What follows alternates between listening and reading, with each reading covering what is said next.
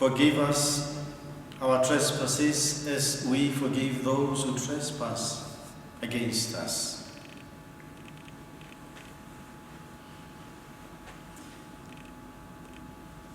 I just changed my introduction now because I wanted to talk. Well, my introduction was about this infamous letter C. Apparently it started with the COVID-19 and another man started pointing fingers to the country which started with C, China. And then when everyone was looking for a scapegoat, and then there's a team here, we start with the letter C, and something followed after with cliques and others. And yesterday when we thought that maybe another C will redeem the C's, and nothing happened. And it goes on and on and on. The letter C is becoming a bit of a disappointment to some. Well, I would like to continue about the letter C because there will be an implication probably of C for church or C for Christianity or even C for corruption. Because this letter C is becoming a bit of a negative letter for us now recently. So let us change the focus. Let us change the focus to the letter F. Let us change the letter. This letter F, what comes to mind immediately would be friends. What comes to mind would also be family. But in today's gospel, and actually all the readings would want to, including the psalm of today, would want to take us to the letter F using the word forgiveness. How many times should I forgive? When we look at life and ask ourselves, what is it that we want in life? The answer can be quite obvious. Over and above everything else that we want in life, we all want to be happy. Yes, it has got nothing to do with the letter F. Happy it starts with the letter H, so maybe somebody might say, but Father, it seems you have missed the point. Okay, fine. But H comes after F. So maybe there is a connection towards that. Happiness is whatever makes us feel that we belong. We belong to our family. We belong to a family of Christians, or the community of Christians. And why? Like the prodigal son, the so-called prodigal son, who was forgiven by his father. He felt that he has reached and acquired happiness, joy. Happiness is, in whatever state of life we seem to be in, is elusive because we are not happy in life. We get tired and weary. We have our burdens and struggles in life. When we start asking questions, we start questioning God, raising issues to God. Like St. Peter today, he said, how many times should I forgive my brother? Because he's interfering with my happiness. Like Peter did with Jesus, we also try to find reasons why we cannot find happiness in life. What is really the cause of our unhappiness in life? Actually, human beings can take a lot of hardships in life and still find some happiness in life. It is that hardness of heart that makes us unhappy. This we find in the first reading of today. We could learn from Jesus himself on the cross when he says, forgive them, Father. Another F word, forgive them. Another F word is Father. Forgive them, Father. And here, The first reading points out what it is that causes us this hardness of heart, where we struggle to attain happiness and joy, fulfillment in life. Fulfillment, again, another F word. It begins with these words, resentment and anger. These are foul things which are found, he says, the writer of the first reading, they are found in the sinner. From resentment and anger flows other foul things like vengeance, like hurt, like hatred, even unforgiveness, holding grudges. All these are foul things, and these foul things makes us unhappy. And we also make others unhappy as a result. These foul things cause the heart to be hardened and unhappy.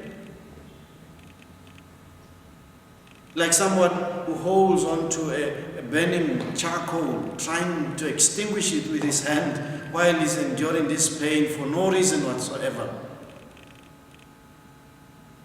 Or the rubbish that we find in our house, we keep putting it aside at the corner, hoping that it will go away.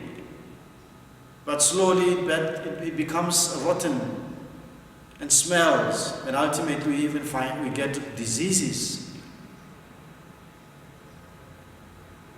We must ask God to give us the grace to let go. If we die for Christ. Let go. Let go of this burning charcoal. Forgive your brother from the heart, he says. As mere creatures of flesh, it's not easy to let go of those vengeance and anger, resentment at work. And now we see even at school, children fighting. We want to say, now how do we forgive? On the cross, Jesus did not let anything of these foul things get into his heart when he prayed, forgive, Father, forgive them, for they do not know what they are doing. Can we still use the same words today? Yes, we can say, forgive them, Lord. But do they not know what they are doing? We hear of all kinds of crimes, all kinds of hurts. And so we know what we are doing, and we know that it is evil. We have to forgive, yet the people need to take account. We can forgive people, but they have to account and take responsibility of their evil acts. The parable presented to us today amply demonstrates this. Our emotions often get in our way, or in the way of this act of forgiveness, the act of mercy. We are also frequently failing to make use of the great gift of mercy that God has given us. Anyone can see in the parable given today that the other servant was not merciful as his master was merciful to him. Going back to the words of Jesus when he taught his disciples and teaching us how to pray, forgive us, Father. That was the first part of the parable, as we forgive those who have trespassed against us. So it's a continuation that we are ambassadors of this mercy. We are now have to take the mercy that we have received to show to other people that it can be done. The parable is not just a story, but it's a mirror. A mirror we cannot avoid holding up to ourselves.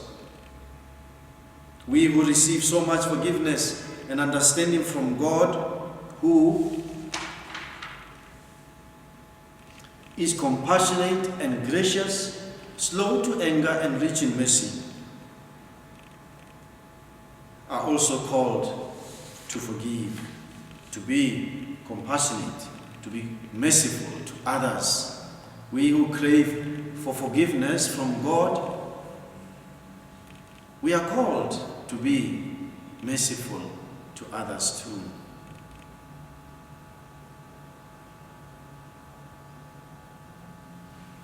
Yes, we know God very well, and we speak to Him directly in our prayers, and even in the sacrament of reconciliation, where in persona Christi, the priest is there in the person of Christ, giving forgiveness, giving you the mercy, and we experience that mercy in that sacrament, the sacrament of reconciliation.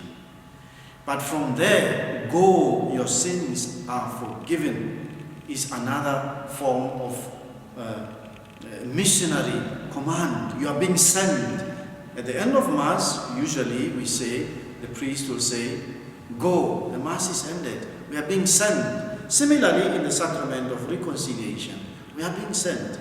Go, your sins have been forgiven. What are you going to do now? Yes, you are going to do your penance, yes, but you are also being sent to go and do the same, to forgive, to be a messenger of mercy and compassion. We should never forget that whatever you bind here on earth will be considered bound in heaven, and whatever you loose here on earth will be loosed in heaven. Let us unbind and loosen our brothers and sisters. Let us release them, let us give them that sense of belonging. That as my brother, I'm not going to count 70 times or 77 times or so, but I'm going to release you so that God can take charge of you and show you the light. None of this is easy. Very little comes naturally. So we need God's assistance. We all fall short of this ideal life of Christians. It can help us to be a bit more forgiving and gentle with ourselves also. Love your neighbor as you love yourself. Continue to forgive yourself. Be merciful to yourself. The last words with the letter F is the so-called femicide. So I hear there is something called femicide. Personally, I do not take this word very well. As one African philosopher once told us, if it does not have a name, it does not exist. Let us start getting rid of this evil. Yes, by forgiving, but also by removing some of these fancy names, gender-based violence. It becomes like a very good thing, gender-based violence. No, it is wrong. It is a criminal activity. We must get rid of it.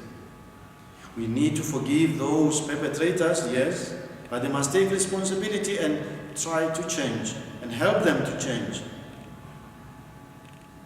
As we have received mercy and forgiveness, we also must act in the same way, but they must also take responsibility. As men, we need to stand up against such crime on our women. We commemorate today 5 years of the beatification of Blessed Benedict Daswa,